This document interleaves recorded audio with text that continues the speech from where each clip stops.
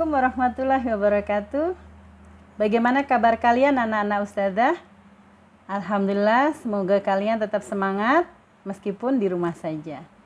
Pada pembelajaran IPA, tema 1, selamatkan makhluk hidup, Ustazah Winda akan memberikan penjelasan dalam 3 video.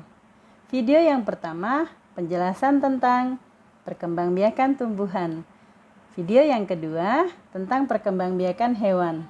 Dan video yang ketiga tentang pelestarian hewan dan tumbuhan. Nah, silahkan kalian lihat ketiga video tersebut sehingga kalian mendapatkan penjelasan yang rinci dan bisa memahaminya dengan mudah serta nanti dapat menjawab pertanyaan dari ustazah. Yuk, kita lihat videonya. Landasan Tauhid. Materi kita kali ini adalah Quran Surah Toha ayat 53. A'udzu billahi minasyaitonir rajim. Bismillahirrahmanirrahim. Alladzi ja'ala lakumul arda mahdan wa salaka lakum fiha subulan wa anzala minas samaa'i ma'a فأخرجنا به أزواجا من النبات شتى. Artinya, yang telah menjadikan bagimu bumi sebagai hamparan dan yang telah menjadikan bagimu di bumi itu jalan-jalan dan menurunkan dari langit air hujan, maka kami tumbuhkan dengan air hujan itu berjenis-jenis dari tumbuhan-tumbuhan yang bermacam-macam. Jadi Allah telah jelaskan dalam Al-Quran ya tentang tumbuhan berjenis-jenis dari tumbuhan yang bermacam-macam. Maka mari kita pelajari bagaimana tumbuhan itu menjadi bermacam-macam melalui jenis-jenis perkembangbiakan tumbuhan. Tujuan pembelajaran. Yang pertama, siswa mampu mengidentifikasi perkembangbiakan generatif melalui gambar yang dibuat dan manfaatnya dengan benar. Yang kedua, siswa mampu melaporkan perkembangbiakan generatif dan manfaatnya dengan benar.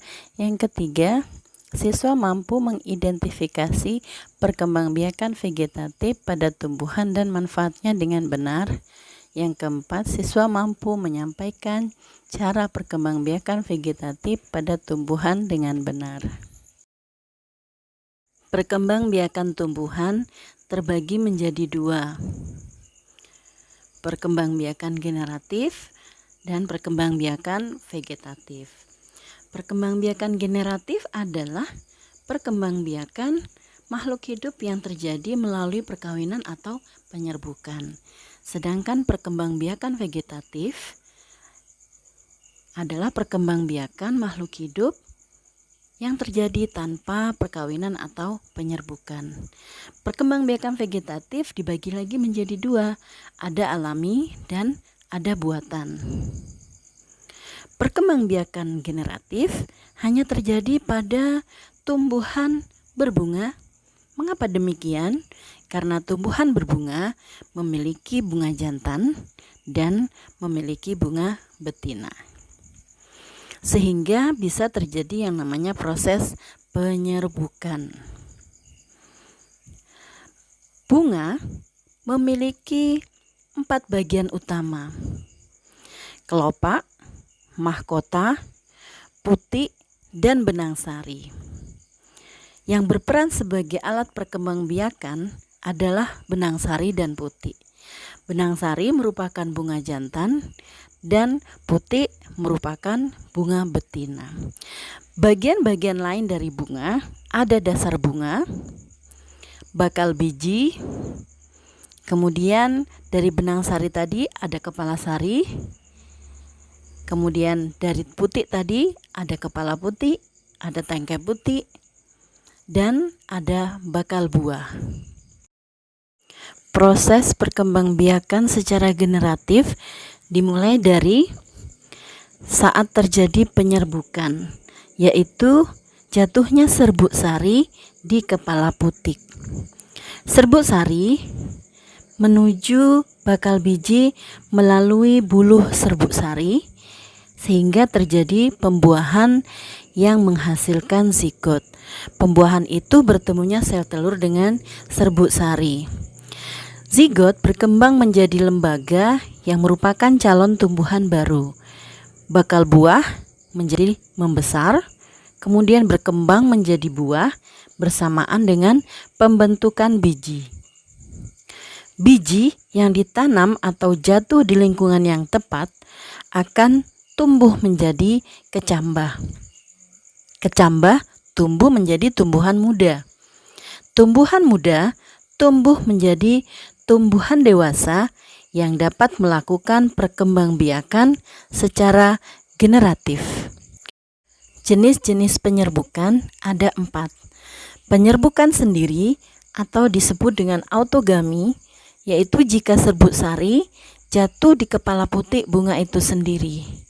Yang kedua, penyerbukan tetangga atau disebut dengan geitonogami, yaitu jika serbuk sari jatuh di kepala putik pada bunga lain tetapi masih dalam satu pohon. Yang ketiga, penyerbukan silang atau disebut dengan alogami, yaitu jika serbuk sari jatuh di kepala putik pada bunga yang berbeda pohon tetapi masih dalam satu jenis tanaman. Yang keempat, yaitu penyerbukan bastar. Penyerbukan bastar adalah jika serbuk sari jatuh di kepala putik pada bunga lain yang berbeda jenis tanaman tetapi masih dekat hubungan kekerabatannya. Perantara penyerbukan yang pertama dengan bantuan hewan seperti lebah, kupu-kupu, kelelawar, siput, dan burung. Ciri tumbuhannya pada umumnya warna mahkota mencolok, berbau khas, ada kelenjar madu dan kepala putih agak tersembunyi. Yang kedua dengan bantuan angin. Contohnya pada tumbuhan jagung, padi, dan rumputan. Ciri khasnya tumbuhan ini mahkota bunga tidak berwarna, ukuran kecil, serbuk sari kering, ringan dan banyak, tidak berbau, tidak memiliki kelenjar madu dan kepala putih terjulur keluar. Yang ketiga, dengan bantuan air, contohnya hidrilla.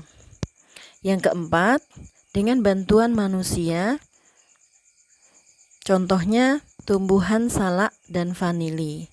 Ciri tumbuhannya sulit mengalami penyerbukan secara alami. Nah, sekarang kita bicara tentang perkembangbiakan vegetatif. Perkembangbiakan vegetatif itu tanpa melalui proses penyerbukan. Kemudian hanya melibatkan satu induk saja dan makhluk hidup baru berasal dari bagian tubuh induknya. Karena itu, makhluk hidup baru memiliki sifat yang sama dengan induknya. Coba kalian jawab pertanyaan di bawah ini. Apakah pohon bambu membutuhkan bantuan manusia untuk menumbuhkan tunasnya? Ada yang tahu?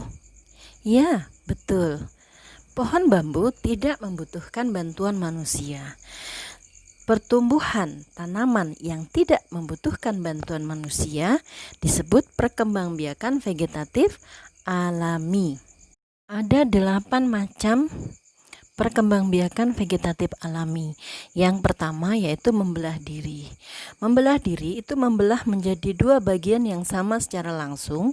Sel anaknya ada yang memisahkan diri dan ada yang tetap menempel pada tubuh induknya hingga membentuk kelompok. Contohnya ganggang hijau. Yang kedua adalah spora. Spora berbentuk biji dengan ukuran sangat kecil. Spora disimpan dalam kotak spora yang disebut sporangium. Contohnya pada tanaman paku-pakuan ya, seperti suplir. Yang ketiga dengan tunas. Tunas adalah tumbuhan muda yang baru tumbuh dari bagian tubuh induk tumbuhan. Contoh tanamannya pisang, bambu, dan cocor bebek. Yang keempat, akar tinggal. Akar tinggal disebut juga dengan rizom atau rimpang, yaitu batang yang tumbuh menjalar di dalam tanah. Contoh tanamannya temulawak, jahe, dan lengkuas. Yang kelima, Umbi lapis. Umbi lapis adalah lapisan-lapisan daun yang mengelilingi batang. Umbi lapis tumbuh di dalam tanah. Dari dalam umbi lapis akan tumbuh tunas atau calon tanaman baru. Contoh tanamannya bawang merah, bawang putih, dan bombay. Umbi batang merupakan batang yang menggembung di dalam tanah. Umbi batang terdapat mata tunas sebagai calon tanaman baru. Contoh tanamannya kentang, ubi jalar, dan bengkuang. Yang ketujuh, umbi akar. Umbi akar merupakan akar yang berfungsi untuk menyimpan cadangan. Umbi akar bukan merupakan alat perkembangbiakan. Contoh tanaman wortel dan lobak. Yang kedelapan atau yang terakhir, geragi.